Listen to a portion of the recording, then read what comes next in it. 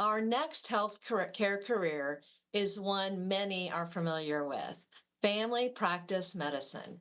These physicians and advanced practice providers treat patients of all ages and health conditions. The team at Rice Community Health is here to show us what this healthcare career has to offer. I know that the reason why I went into rural medicine was because another physician said, yeah, come see what I do. I feel like it's almost our responsibility to let students see and observe how cool and how fun it is to do our job. It's a privilege, really, what our job is. The ER component, believe it or not, like you say, you might think that is a burden, but that keeps me from being, quote, the doctor in a box. I actually am the doctor to take care of them all the way through. So that to me is appealing, and it keeps my skills sharpened. And the patients appreciate it because they see their same doctor. They don't go from one doctor to the next. The care is more personalized. There's much more continuity.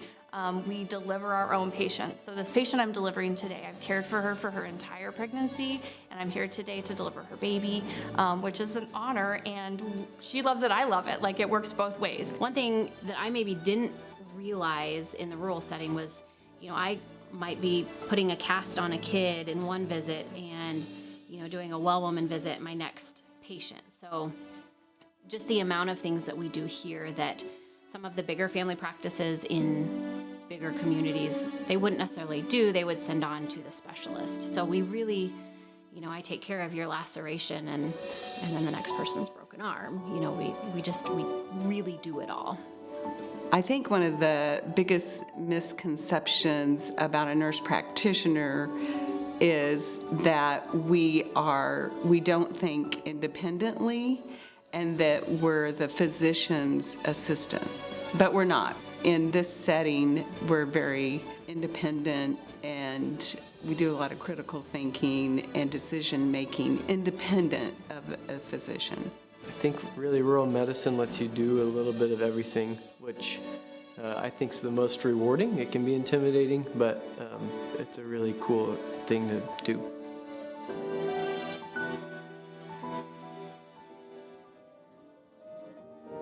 I think the thing about nursing specifically is there's so many different types, and that's what's so valuable. You just got to get through school. You can do any of it if you just keep going.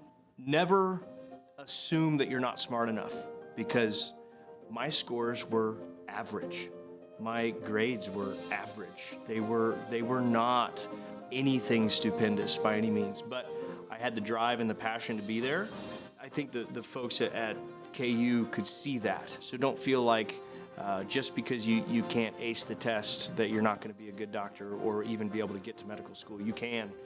Nursing has given people the opportunity, in many cases, to get a 2-year degree, an associate degree, make a decent living, and have, with that education, such a wealth of places to go. You have to want to be a doctor, you want to help people, and then be smart enough to start that learning process. But you don't have to be the smartest kid in your grade or school or anything. You just have to want to do it. Asking other people around you, ask your teachers, like, do you think I have what it takes to, if I work hard, how can you help me do this? Because there's people in your world that want to support you. I think my math and science teacher growing up was absolutely like motivated me and inspired me to keep working, and said he thought I could do it, and that meant a lot, and that helped carry me, through. Like, okay, he's in my corner, he thinks I can do this, so that helps.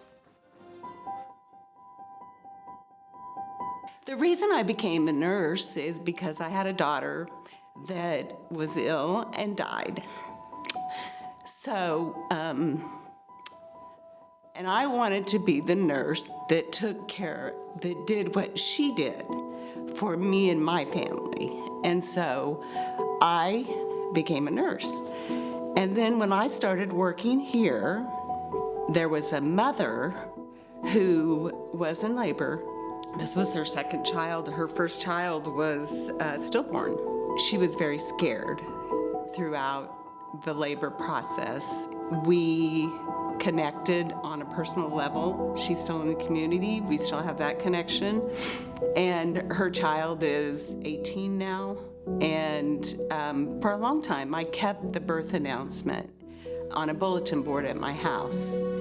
That was one of the most rewarding experiences I had, is connecting with this mother during a time that she was very, very fearful. We had a patient who was on hospice and needed a particular surgical procedure that really a certain specialist all the way in Kansas City needed to do. She couldn't get to Kansas City. She was also on hospice, so they wouldn't allow for big surgeries to have happen. We contacted the surgeon, and he walked us through everything you had to do for that specific surgery. Dr. Shetler and I felt comfortable after the conversation and knowing our own surgical skills that we could then proceed with that procedure. It took a lot of trust, I think, in each other and trust with the family. But we did it. We were able to do it. And there are some amazing moments that we have the great pleasure to be a part of. That was a tough one, but something I'll always remember. Just the impact that I know it had on the patient and the family. Very rewarding for us and helpful for them.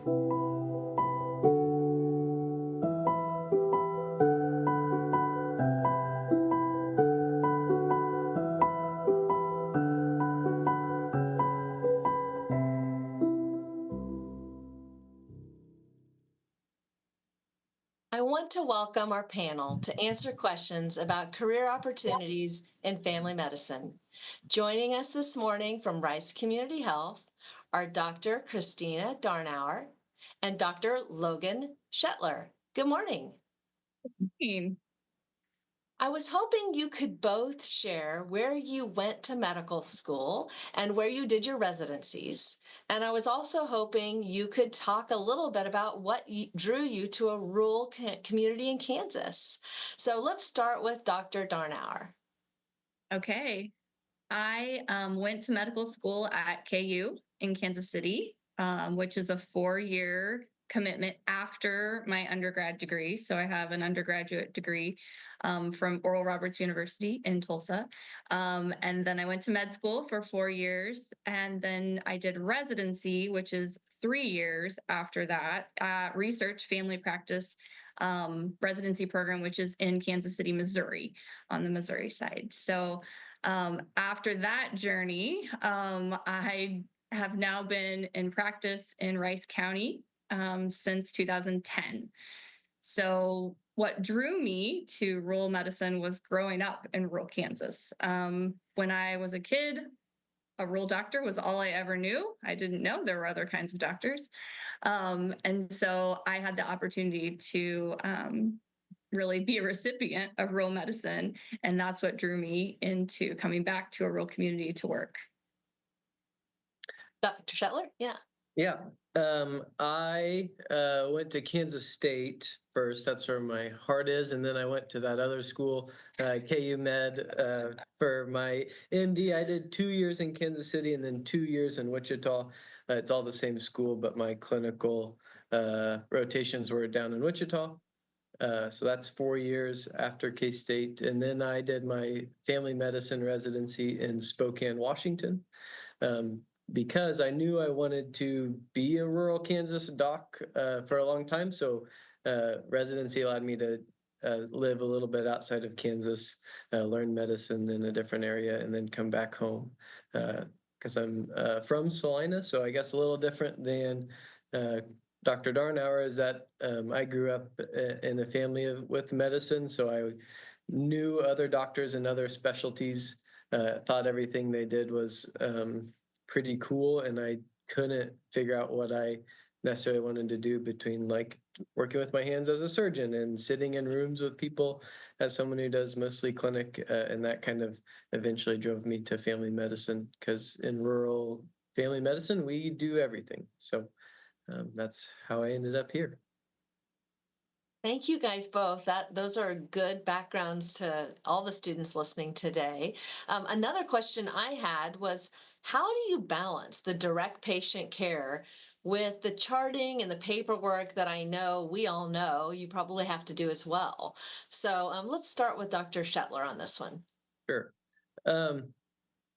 I think a couple things benefit me is that my first typing class, I think, was in like 4th grade. So I've never done life without a computer. So it's just part of how I have grown up, and I've never done it any other way. So it's sort of how I learned medicine. So each year of practice, I feel like my note charting becomes more efficient, and I can get it done quicker. There's also lots of tools like talking into your phone, and it translates to the computer, so you don't have to type, you just talk. There's AI programs that are recording if you use them, and building the note for you. So there's lots of ways to shorten your admin time, which allows you to spend a little more time with patients. Dr. Darnhout? Yeah, I agree. There's a lot of tools out there that make us more efficient.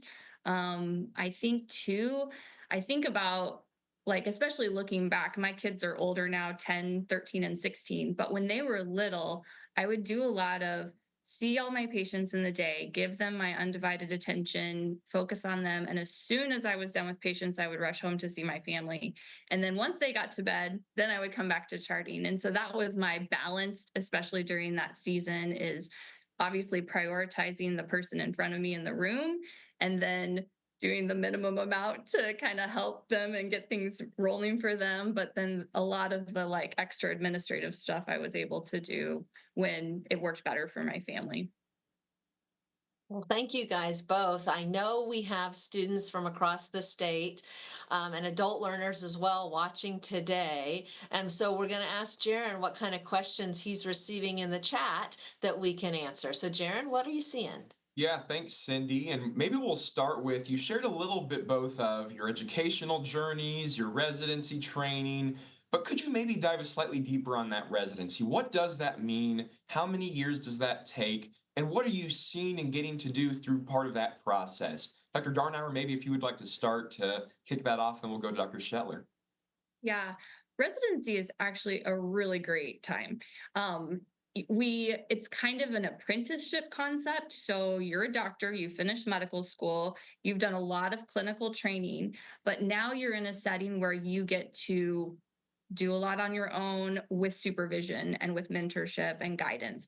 So for us, it's 3 years in family practice. For different specialties, those lengths are different. For most of the time we spend, it's in the hospital setting. So we're doing a lot of what we call inpatient medicine. So patients who are admitted to the hospital, we would take care of them throughout their hospital stay. But we also do rotations during residency to kind of experience other parts. So we would do an ER rotation where we would spend a month in the ER, and we would go, for me, I went to, and you probably did too, Children's Mercy Hospital to do some pediatrics time so that we could care for kids and get a better hands-on experience there. We would deliver babies in the hospital. We would maybe do I did an away rotation where I delivered more babies. So each month you're doing something a little bit different, which is exactly what family practice is, kind of doing little bits of every part of medicine. And so it was a really great learning opportunity. And also there's a ton of camaraderie that's built between you and your residency mates because you're kind of in the throes of it together. It's hard work and hard hours sometimes. And so if you've ever been through a hard time with someone else, then you know the bonds that you can develop during that. And there's good times and there's hard times because we do a hard job, but it really, when I look back, it's fond memories, and the training was really an important season for me. Yeah. I often joke that residency was like a 3-year paid vacation. Because you're done with med school, you finally don't have to take out student loans. You are getting paid in residency. And for me, I got to go somewhere really cool. I skied 18 times my third year of residency. We fly fished and camped and hiked, and that's what I do in my spare time. So I went to a perfect place. But there's a work-life balance. I also worked a lot of 12-hour shifts, and you do like 2 weeks of night shift on the OB floor, and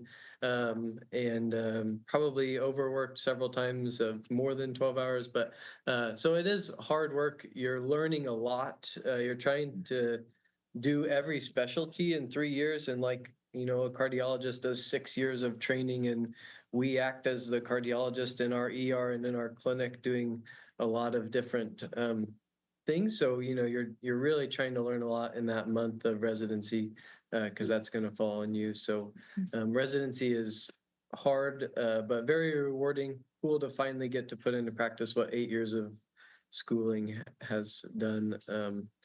And it is rewarding, and you do make great friends, and that. So it's a challenge, but it's like everyone goes through hard things in work. So I don't think it's harder than, I guess, other jobs that you're starting out in. Maybe, yeah, sometimes. But.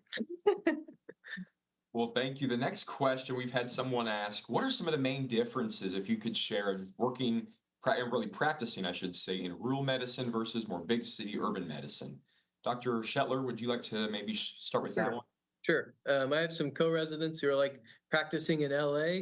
Their job is to show up at their clinic by 9 a.m. when their first patient is, and they see, you know, up to 20 patients a day or something, and they just work in that clinic, and they'll do procedures like skin procedures, remove moles, that kind of stuff in their clinic, but it's mostly medicine and sitting in an office. Which is not bad. There's a need for primary care in big cities, definitely. In rural Kansas, or here in Lyons, I start my day every morning at the hospital at usually 8 a.m. rounding on patients. If I have a colonoscopy or C-section, it starts earlier than that. But I see patients in the hospital, and then I go to my clinic and I see patients in the clinic. And some days I'm the backup physician for the ER, so I may run back to the ER and help out there, then go back to clinic and see patients. And so we're kind of all over the place. Fortunately, my clinic is catty corner from the hospital, so I don't commute. That's nice. Dr. Darnauer, do you have I any other? I need you to tell them how you commute real quick. I do have a Razor scooter, so I just scooter all across when we come back. Yeah. So, and that's a perfect example, I think, of rural medicine in some ways. Like, it's a little more laid back. We might scooter to work or ride our bikes, you know, to the clinic. When you initially asked the question, my answer was, what's the difference between rural family medicine and city family medicine? And I wanted to say everything. Like, I think when you're in a city practice, because there's a pediatrician down the hallway and there's an obstetrician down the hallway and there's a dermatologist down the hallway or even down the street, then those specialties get utilized by people in the community, right?